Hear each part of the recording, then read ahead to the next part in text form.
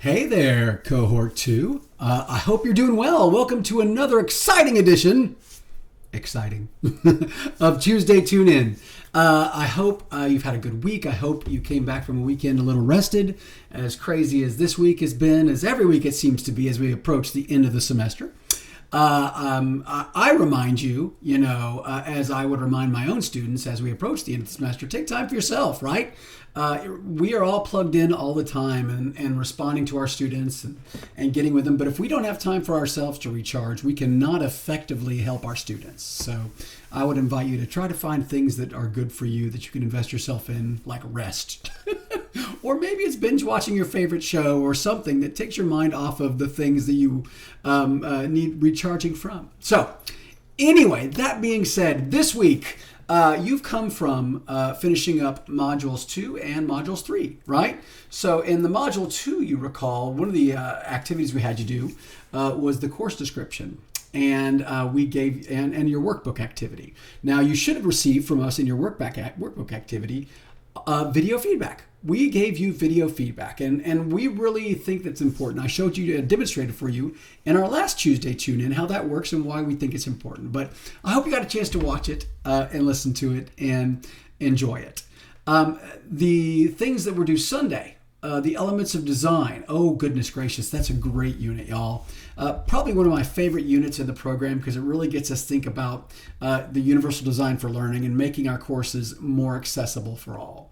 I have to tell you that seeing some of you share your firsthand experiences of dealing or experiencing some kind of issue with accessibility or UDL, maybe it's on your own, through one of your students, through one of your family members, it always is very enlightening how that is a lens from which we view it, right? Maybe for the first time. And so it really impacts how we think about UDL as we move forward. So I appreciate everybody sharing. I appreciate you using that. I also love the images you're adding to your courses. Those are also good. Remember, we do have the guide for that in there. So should you need to remember how to do it, there's a guide in the assignment to walk you through how to do that. So when we think of what's coming next, when we think of the activities that we have now, it's SLOs are our next ones. And SLOs, for some folks, are literally, an afterthought. But I think, and it's not for everybody, but I think there's lots of value in SLOs and making sure that they're measurable, achievable, understandable, and connective for our students. So this unit really goes into how we can start to do that by using action words, short of student will understand or student will learn. Well, how do they demonstrate that understanding? How do they demonstrate that learning? Do they do it by analyzing something? Do they do it by creating? Do they do something by, find those action words. We have a list of them in here that you can choose from, which I think is great. But know that that's one of the things we're looking at. I personally like it when we can layer our objectives throughout the course to remind the students of the why, right? So not only do I have them in my course, not only do I might have them in my start here, but I would also have them at unit level objectives and on important assignments, and sometimes all assignments, I might have the objective that links up with that assignment to remind the student why they're doing the thing, right? It may not reach or meet everybody, but there's going to be that one student that it really helps connect the point and brings it home for them. So anyway, I hope you like this one. This week is pretty easy from the standpoint of the activities due Thursday, right? And that is, you go through the unit, you do there's an SLOs assignment in our self-assessment workbook we want you to work your way through, and that's it, right? And the good news is when you build these SLOs out, if you haven't already, you can use them immediately in your courses or in your future courses, which is wonderful. Again, providing that evidence of what you're working through. So that's what's coming up this Thursday, right? But then for Sunday, we have our multimedia unit. And this is actually one of my favorite units because I ask you to provide a video. And we want you to use, for a specific reason, we want you to use the Kaltura tool and upload it into the assignment. We have instructions on how that works, but we like it from the standpoint of, you being personalizing. It personalizes you for us who are working through this course, but also it helps you think about how you might personalize yourself as you make your own courses and you do that own content. So in this course, we're going to have you go through our content. Make sure to interact with the videos and all the good stuff that's in there. Then do the self-assessment, and then we have 2 activities outside of the self-assessment. One is a journal where we want you to think about the ISTE standards and think about how you might develop multimedia opportunities and applications for your own students. Now, I would challenge you. We get a lot of people that think, well, my content doesn't lend itself to multimedia. I bet you there's some things out there, if you checked with the cognitive surplus, that is Google, where somebody has used like a STEM course and had some multimedia types of things ready for their students to do, whether they were walking themselves through talking about how they put together a line of code in computer science, or demonstrating how they set up a T-bar in accounting, or whatever. But literally there are multiple episodes for subject matter that you may not think would be feasible for student created multimedia that are. So again, I would challenge you to think about ways to get in there and dive into that assignment. But then you get to that welcome video where we want you to submit that welcome video as part of the assignment. That's going to be great. I know we're looking forward to seeing those. So that's kind of where we've been and where we're going. Now, since we just got out of that UDL, I wanted to show you a tool you may or may not be familiar with in your courses. And it's called Ally's Accessibility Checker.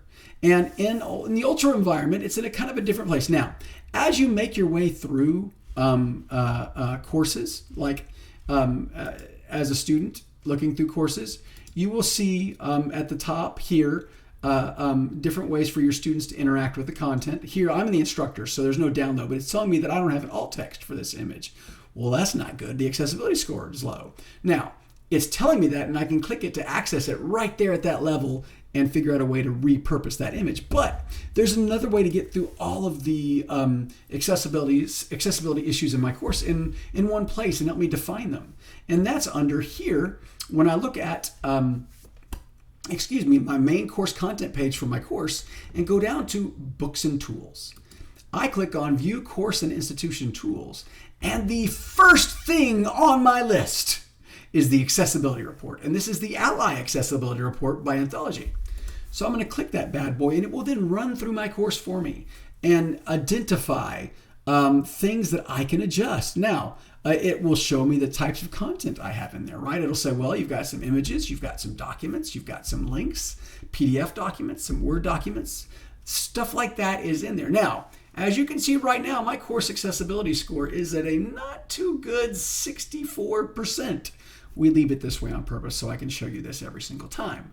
But this is a great way for me to start working through. Now, as an instructor, I might say, you know what? Why don't I start with the stuff that's easy to fix first? So I can click on Start. And it'll say, oh, look, there's a banner image or a food chart image right here, or maybe a corn picture. So I might click on this picture here. And right now, I've got an image that I need to fix. Currently, I could just type in, it says this image is missing a description. Oh yeah, I don't have a description for this image. I can type it in. One of the neatest new features of the AI Design Assistant in Ultra is it's partnering with Ally. So I can, at this level auto-generate a description for my image. See how I just clicked that button and it's right there. So here I could have gone corn on the cob, in the field, right? Or whatever. I can add that text, but it looked at that picture and said exactly what it was and put it in there for me. When I'm ready, I can click Add. When I do that, you'll notice, dun-da-da, your score is perfect. So I can close it, and then that one's fixed. And I can keep moving through these images. For example, the pencil. I can click on pencil, and it's a pencil on top of like a meal plan chart or something like that. Now, here is where if I use auto-generate, I may have to come in and check and add some more context. But if I choose auto-generate, it's going to look there. Oh, a pencil on a calendar. Wow, it's almost close, right? A pencil on a meal planner, right? I can change that and then add it. So what it's doing for me, it's making me fix my content. I can go through my entire course, right? And I'm going to go back to the overview and start looking at other things that I have in here. Now, if I look at a syllabus, right? Here is a syllabus for this course. Right now, the PDF is untagged, meaning this document needs to be fixed. By untagged, what does that mean? Well, do I have headers in the document? Do I have things in the document? Am I using headers in my Word document? And then I can actually go through what this means and how to tag a PDF. So, in other words, it will provide me instructions and places to go. And I think that's valuable. So this tool, again, for you to work your way through your course content, is available under Course Tools, Books and Tools, and then Accessibility Report. This is another way for us to just think about universal design, an easy way for us to help us work through our courses as we can in your digital teaching journey. I hope you're well. I hope you have a good week and a relaxing week as you can. And I hope that we'll see you online. Thanks again, and have a great day.